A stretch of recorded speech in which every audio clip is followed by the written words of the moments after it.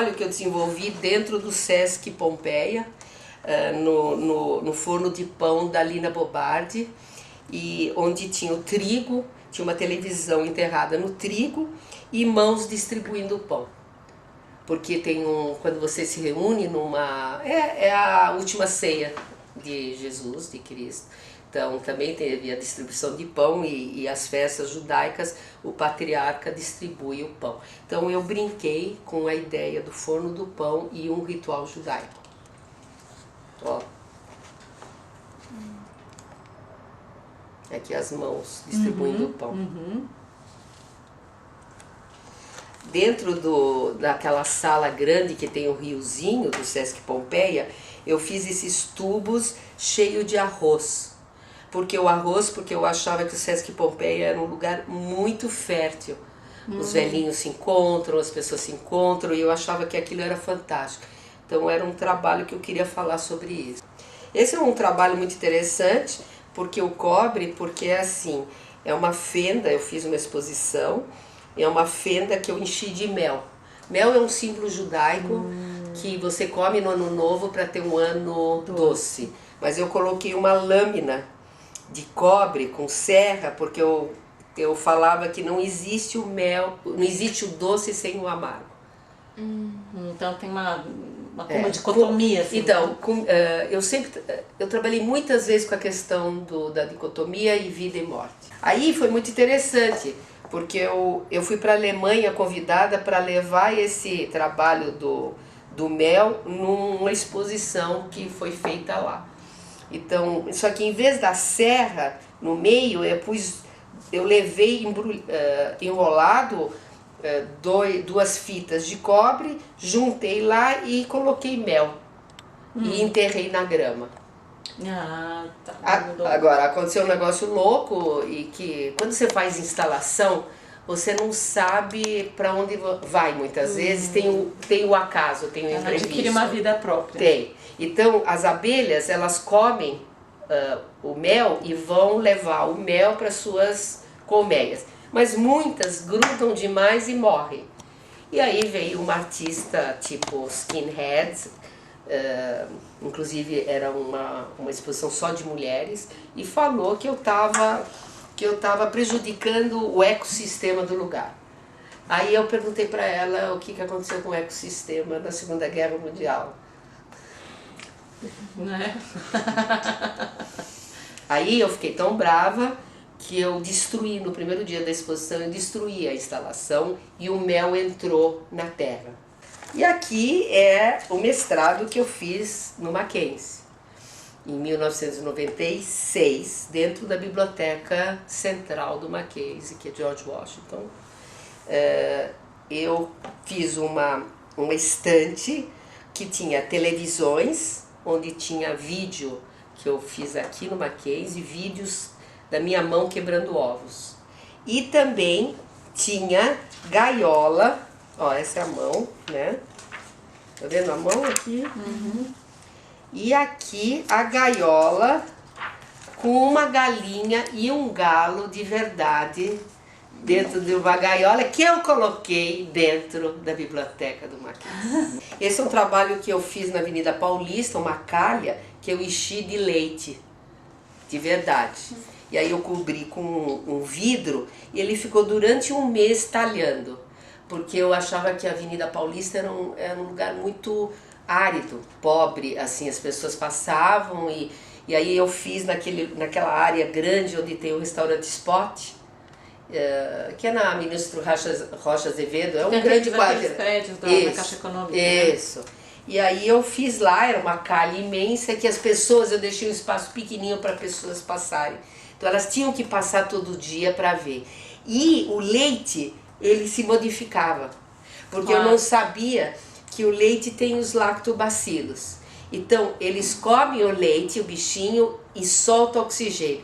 Então o vapor de água, ele se movimentava. Às vezes estava para a direita, às vezes estava para a esquerda. Novamente o acaso acontecendo, porque eu não sabia disso.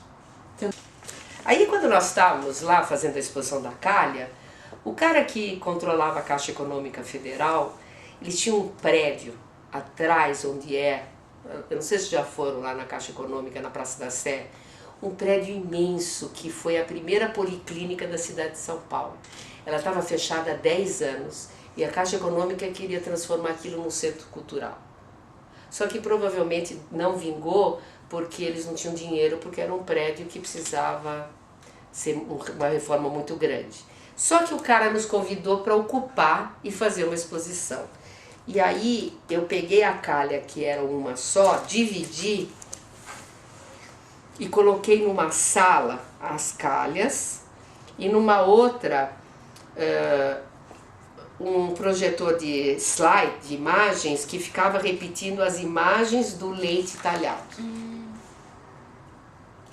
E aí é uma loucura, é novamente a questão feminina. E aí uma vez apareceu uma pessoa completamente muito simples, olhou o trabalho e falou assim, é um trabalho que eu entendo. Aqui é a morte, aqui é a vida. Que bacana. E aí eu fui pra casa feliz naquele dia. Não é? E aí, olha o que eu fiz, que legal que ficou também. Tinha um porão, novamente. Bonito. Olhei o porão, enchi de... Mas na hora a imagem veio. Enchi de palha, pus um ovo e uma luz. E era dezembro, época de Natal. Tava todo mundo falando assim, vai nascer, vai nascer. Como será que vai nascer? O que vai nascer desse ovo? Será que vai nascer o pintinho? Cristo, Natal. É isso. Que imagem forte é essa, não, Fanny? Como é que é essa luz? Esse é um fio, uma lâmpada, o ovo e a palha. A lâmpada tá embaixo da palha? Não, ela tá quase na palha, em cima do ovo. Tá no fio, entendi. Tá no fio, Tá no projetando a luz no ovo. Eu fui no Instituto Goethe, aquela coisa de comer pelas bordas. E aí, quero fazer uma exposição aí. E aí eles têm uma janela maravilhosa. E eu fiz uma coluna, chamei de homenagem a Brancusi, feito de filtro de café, de papel. Olha que coisa! Se você gruda os dois filtros pelo meio, ele parece a coluna do Brancusi. Que bacana! E aí eu pus um ovo em cada um. E aqui é um trabalho que foi feito na Capela do Morumbi, aquela capelinha de taipa. Chama Oeste o Muro, eu fiz com uma colega e que depois nós levamos para a Alemanha, em Berlim e Colônia. Tem 400 dúzias de copos quebrados e um tapume, que você enxergava os copos através de um tapume com buracos, que você olhava para dentro. Entendi. Os copos quebrados representam o casamento judaico, você quebra um copo para ter boa sorte. Mas como o judeu nunca faz nada gratuito, ele também é para lembrar a destruição do último templo de Jerusalém. Então tem uma coisa sempre meio catequizar, entende? Tem algo de doutrinário, né? Isso.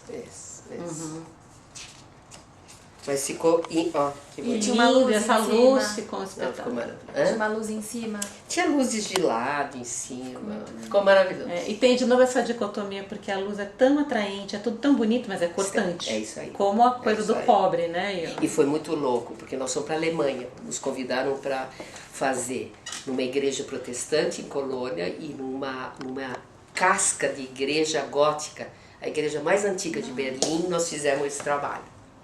E aí tinha televisão, tinha rádio, todo mundo querendo entrevistar, porque os alemães, eles querem conversar a respeito do que aconteceu. É uma coisa que são várias gerações e que nunca vai apagar, mas eles querem conversar, falar a respeito. E o que eles lembraram da época é que aqui no Brasil não houve essa lembrança, que lá tinha o famoso Noite de Cristais, que eu não sei se vocês estudaram, que teve uma noite que se destruiu todas as lojas que pertenciam aos judeus e quebraram as vitrines. Esse é o... você vê, né? As coisas... Tudo bem? Tudo bem, vamos. Bom, esse é um vestidinho de boneca. Que, novamente, eu resolvi metalizar esse vestido de boneca. Metalizar é um processo eletroquímico. Sabe o sapatinho de boneca? Esse sapatinho, quando a criança começa a andar, fica toda muito cheio de marcas. O primeiro sapatinho que a criança começa a andar. Eu acho que é uma coisa que vem de Portugal, talvez, Então é assim, eu pegava vestidinho de boneca, pequenininho, e metalizava. E o que acontece? Ele faz toda uma série de deformações. E parece que o corpo está lá sem estar. Então é um corpo ausente. Tem um texto lindíssimo de uma psicanalista, Miriam Schneiderman, que fala sobre isso, que isso lembrava a ela brinquedos enterrados, brinquedos de criança enterrados, relacionados com a guerra.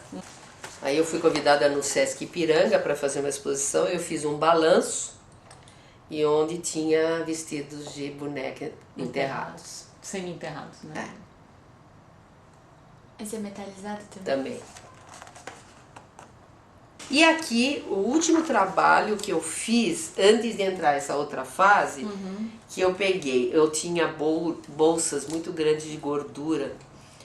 Acho que no ano 2000, eu fiz uma operação para tirar as bolsas que eram de... E tinha fotos, eram umas 3, 4 fotos que eu tirei. E aí eu fiz um filme de olhos se fechando, olhos mutilados. Mas esses olhos são seus? Eram meus. Eram seus. Só que a foto virou um filme, Um filme. vídeo. Aham. E eu levei isso para ser mostrado numa exposição na Alemanha. Fiz esse trabalho da Barbie. Peguei a Barbie e metalizei ela. Para discutir o que a mídia quer como corpo feminino. Então era a Barbie que eu metalizei. Aí eu fiz uma instalação na Unicamp, que eram as Barbies penduradas e televisão mostrando os olhos machucados e com a voz da Marilyn Monroe cantando Happy Birthday, Mr. President. Mr. President. Aí eu pus a Barbie num açougue, de verdade. Falando que quando as pessoas fazem cirurgia plástica, elas esquecem que você tem músculo, que você tem carne, que você tem pele. E Isso foi uma instalação. a autoviolência feminina é uma coisa impressionante, né? Olha que bonito isso. É. Nossa, Fanny, que interessante isso, né? E aí eu fiz, no ano 2000, esse vestido. Ele é muito forte, né? Porque ele chegava, nós ocupamos, foi a primeira exposição do grupo Casa Blindada. Nós discutimos sobre a questão da blindagem na cidade de São Paulo. Então, assim, a blindagem emocional, a blindagem física, porque justo surgiu quando o Safra morreu dentro do banheiro na Suíça, porque ele blindou o apartamento, o banheiro, então ele se blindou e morreu com a blindagem. Então nós estamos discutindo isso. E aí eu peguei o terraço, porque assim, na Rebouças você tem um lado da frente, era uma casa abandonada há 10 anos, e que as motos, é o caos. Se você olhar para trás, a casa tem telhadinho, os outros telhadinhos, é como se fosse 2 cidades. E aí eu peguei o terraço, eu coloquei uma série de tapumes cor-de-rosa, que sempre me fascinaram esses tapumes para cobrir, e fiz esse vestido. Esse vestido é feito de escamas de acetato, onde eu imprimi imagens de fotos do corpo feminino, mas que eu peguei de revistas masculinas. Então era o olhar masculino em cima do corpo feminino. Então, as bundas, os seios. Então, deixa eu ver se tem. Esse é um outro que eu fiz numa exposição chamado Fashion Passion, que é cheio também de escamas. Era uma exposição linda que falava sobre a história da moda, que teve na Oca. E me convidaram para fazer. Deixa eu ver se... Ó, aqui, olha isso. Peitos, umbigo, sexo, pernas, e atrás as costas, a bunda. Esse é um chale de chumbo, todo bordado à mão. Chumbo, algodão Chumbo. e seda. É.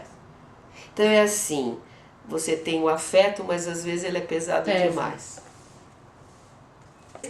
Esse é um trabalho com sutiãs de verdade vermelhos que eu costurei. O mesmo processo do vestido, mas com imagens de bocas eróticas que eu tirei de site de modelos que...